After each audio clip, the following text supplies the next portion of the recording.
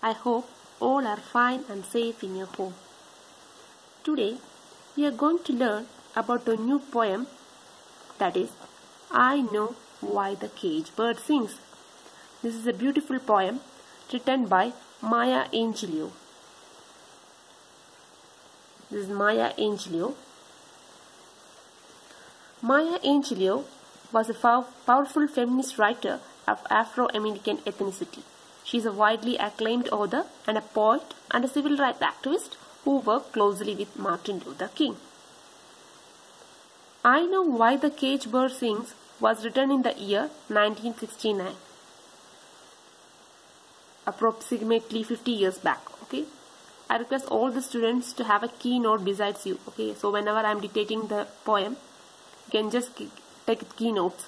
This will be good for your further reference. Okay, let's go to the video. Let's go to the first stanza of the poem, that is, a free bird leaps on the back of the wind and floats downstream till the current ends and dips his wing in the orange sun rays and dares to climb the sky. See, the first line is very striking. A free bird leaps on the back of the wind. Here leaps means a sudden jump. A free bird is jumping suddenly from the ground or somewhere else, and she is just enjoying her flight with the wind and floats downstream till the current ends. She is just enjoying the nature till the pressure of that wind ends. She herself was gliding with the wind, and this wind is taking her. She is not doing anything. The wind is taking her, and she is just enjoying the nature.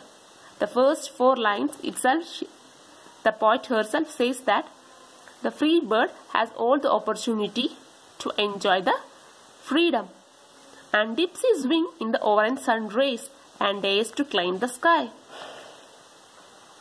Again, the poet says that as the sun is singing with the sunshine, the bird is also just enjoying the nature. Here sun represents symbol of prosperity, symbol of happiness. The free bird is so happy, she can enjoy new things in the nature. Dips and downstream provoke the image of sunset over a river. So the bird is enjoying the sceneries like sunset over a river. She is just enjoying everything. Literally, this stanza says that the free bird that represents the white Americans, they are having every opportunity for everything. Nothing is restricted for her, and dares to climb the sky. See the last line of the stanza. Here sky means unlimited possibilities, unlimited resources and unlimited grandeur. Dares to climb the sky means there is no limit. She says that, the free bird says that the entire sky belongs to her. She boldly says that everything is belonging to her. And there is no restriction for her. She can go anywhere she likes. She is just enjoying the freedom. This is the life of the free bird. The free bird that represents the white Americans. Coming to the second stanza, here the poetess is giving a narration, a deep contrast between the first stanza and the second stanza. The second stanza here represents the encaged bird, that is Afro-American, that the poet herself. But a bird that stalks down his narrow cage can seldom see through his marks of rage. His wings are clipped and his feet are tied, so he opened his throat to sing. The bird that is encaged in the cage, what can she do? She can just move in that restricted area. She cannot see the sky. She can seldom see through his bars of rage.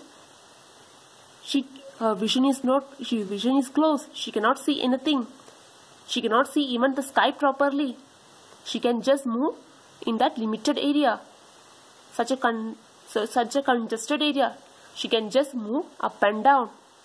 These bars of rage here means the anger, the frustration, and also the poet here means by this line the racial discrimination that has been shown by the white men upon the Afro-Americans. His wings are clipped and his feet are tied, so he opened his throat to sing. See the dire situation of this encaged bird? His wings are clipped, his feet are tied. Every opportunity is denied for the encaged bird. See, the encaged bird represents the Afro-Americans. So, the dark Americans, the dark Negro people, everything is denied for her.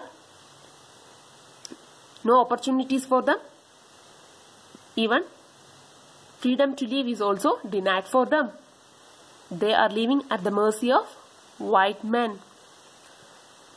So he opened his throat to sing. See the last line of this stanza. So what can she do in this dying situation? Such a dire situation is here, and what can she sing? Coming to the third stanza, the poet narrates the song sung by the encaged bird. The caged bird sings with a fearful trill. Trill here means ear-piercing voice. The caged bird sings with a ear-piercing voice, with a fear in his mind. What she is fearing in this situation? She is fearing about the death itself. Because, for your reference, Martin Luther King and Malcolm X, who was working with the poetess, was both killed during the time of slavery. That is, during the time of the poem that was written, they both were killed. So the poet herself is just imagining somebody will be doing some harm to her, even death, with a fearful thrill of things unknown and long for still. She is singing, but she doesn't know what freedom means to her. She doesn't have the opportunity to enjoy the freedom. And his tune is heard on the distant hill. His voice is such a ear-piercing and is making such an impact on the listeners. So his voice is getting those who are residing far away, those people also can hear the voice. The poet here says that her poem, through this poem, the readers will be getting an idea of what this Afro-Americans is going through, what the dreadful situation they have going through. Nobody can suffer this much. She is suffering. The dark Americans, that is the Afro-Americans, they have to go in such a dire situation.